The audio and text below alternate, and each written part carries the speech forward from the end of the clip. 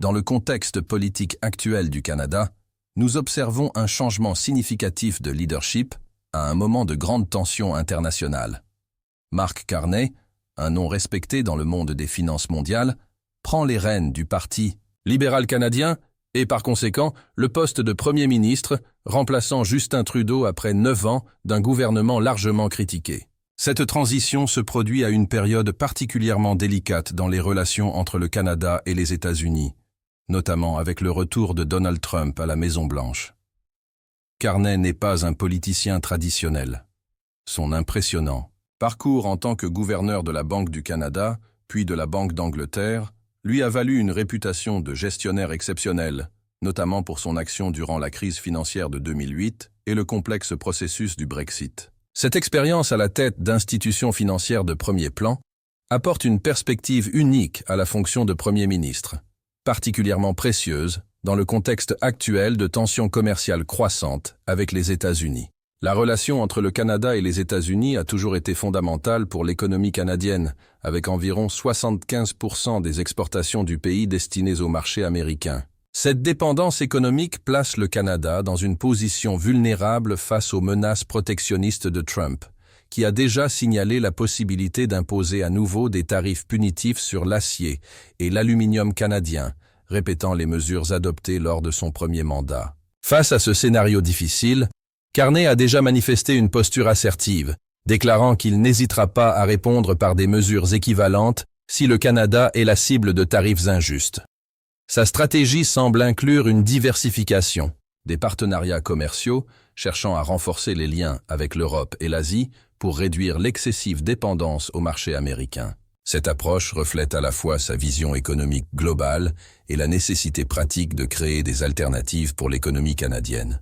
Cependant, l'efficacité de cette stratégie face au style imprévisible et souvent combatif de Trump reste incertaine. Le nouveau président américain s'est montré résistant aux approches diplomatiques traditionnelles et semble disposé à faire pression sur les alliés historiques pour obtenir des avantages commerciaux. Trump est allé jusqu'à faire des déclarations provocatrices sur une possible annexion du Canada, un commentaire qui, même s'il est rhétorique, illustre le ton agressif caractérisant sa politique étrangère. Sur la scène politique intérieure canadienne, le principal opposant de Carney, le conservateur Pierre Poilievre, fait face à ses propres défis. Initialement vu comme une alternative conservatrice modérée, Poilievre est de plus en plus associé aux politiques et à la rhétorique trumpiste, y compris des rapprochements avec des figures controversées comme Elon Musk. Cette association a généré un malaise parmi de nombreux Canadiens, qui maintiennent traditionnellement des vues politiques plus modérées que leurs voisins du Sud. Un résident de Montréal, interrogé sur la situation, a observé que l'enthousiasme des Canadiens pour Poilievre a un peu changé. S'il représentait auparavant une vision un peu plus conservatrice pour le Canada, il est maintenant perçu, à travers ses déclarations récentes, comme plus proche de Trump et de ses idées. Cette proximité avec les élites trumpistes a nui à sa popularité, car ses intentions semblent moins claires ou fiables, étant donné la situation actuelle. Carney est confronté au défi de naviguer dans des eaux extrêmement turbulentes. D'une part, il doit démontrer de la fermeté pour défendre les intérêts canadiens et maintenir le soutien national. D'autre part, il doit éviter une escalade qui pourrait aboutir à une guerre commerciale préjudiciable pour les deux pays, mais particulièrement dommageable pour le Canada en raison de l'asymétrie économique entre les deux nations. L'économie canadienne est profondément intégrée à l'économie américaine, avec des chaînes d'approvisionnement qui traversent la frontière à plusieurs reprises avant l'achèvement de nombreux produits. Des secteurs cruciaux comme l'automobile, l'énergie, l'agriculture et la technologie dépendent fortement de cette relation bilatérale. Une détérioration significative des relations commerciales pourrait avoir des effets dévastateurs pour l'économie canadienne, potentiellement entraînant la fermeture d'usines, une augmentation du chômage et une baisse du pouvoir d'achat des citoyens. Carney prend le pouvoir avec un capital politique considérable. Des sondages récents le désignent comme le leader le plus capable de négocier avec Trump, probablement en raison de son expérience internationale et de sa connaissance approfondie du système financier mondial. Cependant, cet avantage initial pourrait rapidement se dissiper si l'économie canadienne commence à subir les impacts d'une relation détériorée avec les États-Unis. Le nouveau Premier ministre hérite également de défis internes significatifs de son prédécesseur. Après près d'une décennie sous la direction de Trudeau, le Canada fait face à une grave crise du logement, avec des prix immobiliers inaccessibles pour de nombreux citoyens, notamment dans les grandes villes comme Toronto et Vancouver. L'inflation, bien qu'en baisse, continue de peser sur le budget des ménages, et le système de santé publique montre des signes d'épuisement, avec de longs délais d'attente pour des procédures essentielles. L'approche de Carney pour ces questions internes sera tout aussi cruciale pour son succès politique. En tant que spécialiste en économie, il devra traduire ses connaissances techniques en politiques publiques efficaces qui améliorent la vie quotidienne des Canadiens.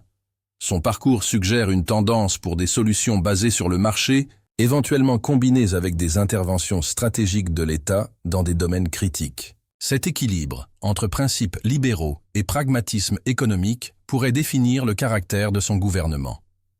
Sur la scène internationale plus large, le Canada, sous la direction de Carney, cherchera probablement à renforcer les alliances multilatérales comme contrepoids à la posture plus isolationniste et bilatérale de Trump. Le pays a traditionnellement été un défenseur de l'ordre international basé sur des règles, participant activement à des organisations comme l'ONU, l'OTAN, le G7 et l'OCDE. Carney, avec son expérience internationale, est bien placé pour renforcer ce rôle du Canada en tant que médiateur et constructeur de consensus sur la scène mondiale. La question climatique, particulièrement délicate dans les relations avec les États-Unis de Trump, représente un autre défi significatif.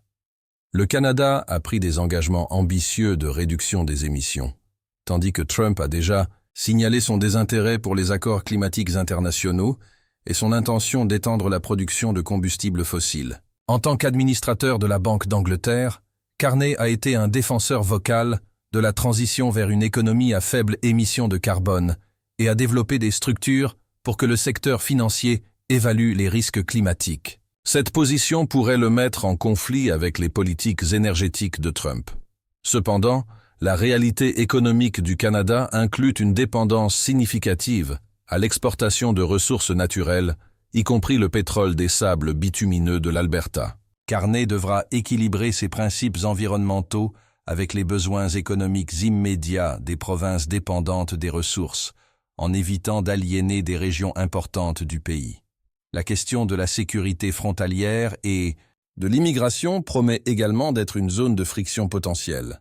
Trump a construit sa plateforme politique en partie sur des promesses de contrôle strict de l'immigration, tandis que le Canada a historiquement maintenu une politique migratoire plus ouverte, vue comme fondamentale pour sa croissance démographique et économique. Toute pression américaine pour que le Canada adopte des mesures plus restrictives placera Carney dans une position délicate, devant défendre les valeurs canadiennes sans provoquer de représailles de Washington. La relation personnelle entre Carney et Trump sera un autre facteur déterminant.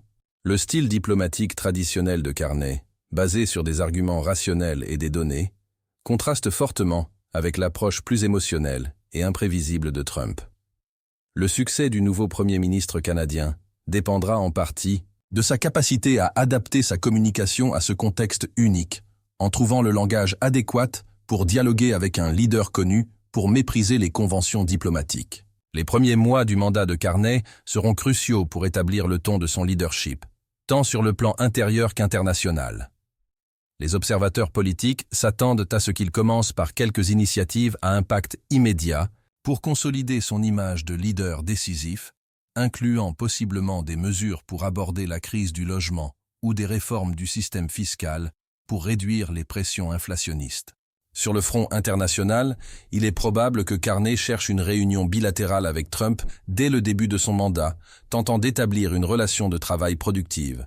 Les analystes suggèrent qu'il pourrait proposer des collaborations dans des domaines d'intérêt mutuel, comme la sécurité continentale ou le développement des infrastructures, comme moyen de construire un capital diplomatique utile dans des négociations plus tendues sur le commerce ou le climat.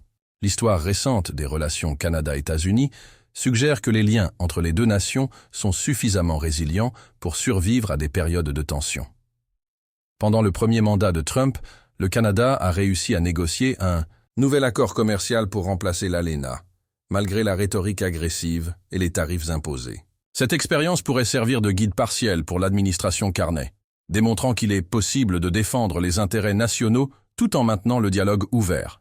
La population canadienne, traditionnellement plus modérée, dans ses vues politiques que ses voisins américains, observe cette transition avec un mélange d'espoir et d'appréhension. Les sondages d'opinion indiquent que de nombreux Canadiens sont fatigués de la polarisation politique et recherchent des leaders capables de présenter des solutions pragmatiques à des défis concrets. Le profil technocratique de Carney, combiné à sa disposition apparente à défendre les valeurs canadiennes, semble résonner avec ce moment du zeitgeist national. En fin de compte, le succès de Mark Carney en tant que Premier ministre sera jugé non seulement par sa capacité à gérer la relation turbulente avec Washington, mais aussi par son efficacité à aborder les problèmes internes qui affectent directement la qualité de vie des Canadiens. Son parcours en tant que banquier central d'élite lui confère une crédibilité en matière économique, mais gouverner une nation diverse et complexe comme le Canada exigera un ensemble plus large de compétences politiques et diplomatiques. Le chemin à venir ne sera pas facile.